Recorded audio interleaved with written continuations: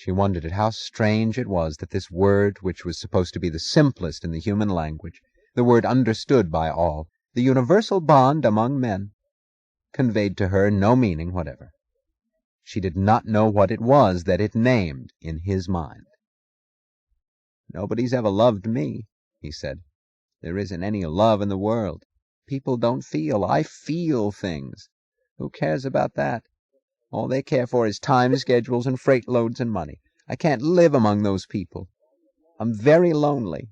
I've always longed to find understanding. Maybe I'm just a hopeless idealist looking for the impossible. Nobody will ever understand me." "Jim," she said, with an odd little note of severity in her voice, "what I've struggled for all this time is to understand you." He dropped his hand in a motion of brushing her words aside, not offensively, but sadly. "I thought you could. You're all I have. But maybe understanding is just not possible between human beings." "Why should it be impossible? Why don't you tell me what it is that you want? Why don't you help me to understand you?" He sighed. "That's it. That's the trouble. You're asking all those whys. Your constant asking of a why for everything. What I'm talking about can't be put into words. It can't be named. It has to be felt. Either you feel it or you don't. It's not a thing of the mind, but of the heart. Don't you ever feel? Just feel, without asking all those questions? Can't you understand me as a human being? Not as if I were a scientific object in a laboratory. The great understanding that transcends our shabby words and helpless minds. No, I guess I shouldn't look for it. But I'll always seek and hope. You're my last hope. You're all I have." She stood at the wall without moving. "I need you," he wailed softly. "I'm all alone. You're not like the others. I believe in you. I trust you. What is all that money and fame and business and struggle given me? You're all I have." She stood without moving, and the direction of her glance, lowered to look down at him, was the only form of recognition she gave him. The things he said about his suffering were lies, she thought, but the suffering was real. He was a man torn by some continual anguish, which he seemed unable to tell her, but which perhaps she could learn to understand. She still owed him this much, she thought, with the grayness of a sense of duty. In payment for the position he had given her, which perhaps was all he had to give, she owed him an effort to understand it. It was strange to feel in the days that followed that she had become a stranger to herself, a stranger who had nothing to want or to seek. In place of a love made by the brilliant fire of hero worship, she was left with the gnawing drabness of pity. In place of the men she had struggled to find, men who fought for their goals and refused to suffer, she was left with a man whose suffering was his only claim to value, and his only offer in exchange for her life. But it made no difference to her any longer. The one who was she had looked with eagerness at the turn of every corner ahead. The passive stranger who had taken her place was like all the overgroomed people around her, the people who said that they were adult because they did not try to think or to desire. But the stranger was still haunted by a ghost, who was herself, and the ghost had a mission to accomplish. She had to learn to understand the things that had destroyed her. She had to know, and she lived with a sense of ceaseless waiting. She had to know, even though she felt that the headlight was closer, and in the moment of knowledge she would be struck by the wheels. "What do you want of me?" was the question that kept beating in her mind as a clue. "What do you want of me?" She kept crying soundlessly, at dinner tables in drawing rooms, on sleepless nights, crying it to Jim and those who seemed to share his secret, to Balfe Eubank, to Dr. Simon Pritchett. "What do you want of me?" She did not ask it aloud. She knew that they would not answer. "What do you want of me?" she asked, feeling as if she were running, but no way were open to escape. "What do you want of me?" she asked, looking at the whole long torture of her marriage that had not lasted the full span of 1 year. "What do you want of me?" she asked aloud, and saw that she was sitting at the table in her dining room looking at Jim, at his feverish face, and at a drying stain of water on the table. She did not know how long a span of silence had stretched between them. She was startled by her own voice and by the question she had not intended to utter. She did not expect him to understand it. He had never seemed to understand much simpler queries, and she shook her head, struggling to recapture the reality of the present. She was startled to see him looking at her with a touch of derision, as if he were mocking her estimate of his understanding. "Love," he answered.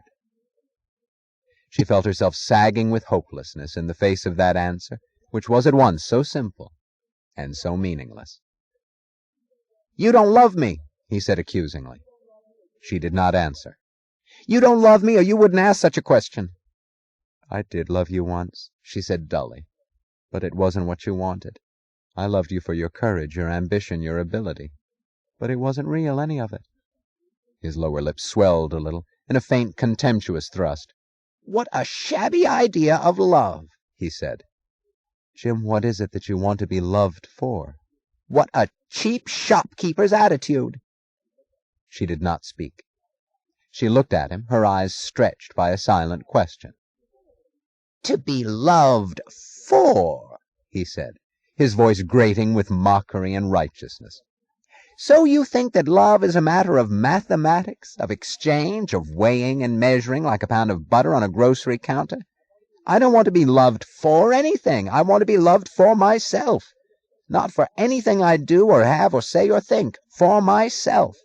Not for my body or mind or words or works or actions."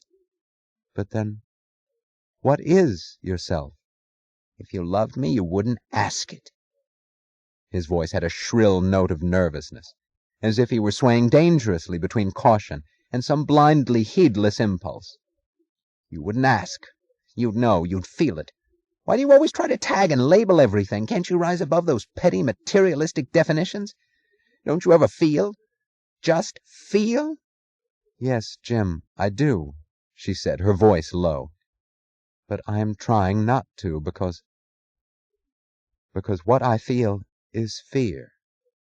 "Of me?" he asked hopefully. "No, not exactly. Not fear of what you can do to me, but of what you are." He dropped his eyelids with the swiftness of slamming a door, but she caught a flash of his eyes, and the flash, incredibly, was terror. "You're not capable of love, you cheap little gold-digger," he cried suddenly, in a tone stripped of all color but the desire to hurt. "Yes, I said gold-digger. There are many forms of it other than greed for money. Other and worse. You're a gold-digger of the spirit. You didn't marry me for my cash, but you married me for my ability or courage or whatever value it was that you set as the price of your love." "Do you want love to be causeless?" "Love is its own cause. Love is above causes and reasons. Love is blind, but you wouldn't be capable of it. You have the mean, scheming, calculating little soul of a shopkeeper who trades but never gives. Love is a gift, a great, free, unconditional gift that transcends and forgives everything. What's the generosity of loving a man for his virtues? What do you give him? Nothing. It's no more than cold justice, no more than he's earned." Her eyes were dark with the dangerous intensity of glimpsing her goal. "You want it to be unearned," she said, not in the tone of a question, but of a verdict. "Oh, you don't understand." "Yes, Jim, I do. That's what you want. That's what all of you really want. Not money, not material benefits, not economic security, not any of the handouts you keep demanding." She spoke in a flat monotone, as if reciting her thoughts to herself, intent upon giving the solid identity of words to the torturous shreds of chaos twisting in her mind. "All of you welfare preachers. It's not unearned money that you're after. You want handouts, but of a different kind. I'm a gold-digger of the spirit, you said, because I look for value. Then you, the welfare preachers, it's the spirit that you want to loot. I never thought, and nobody ever told us, how it could be thought of, and what it would mean, the unearned in spirit.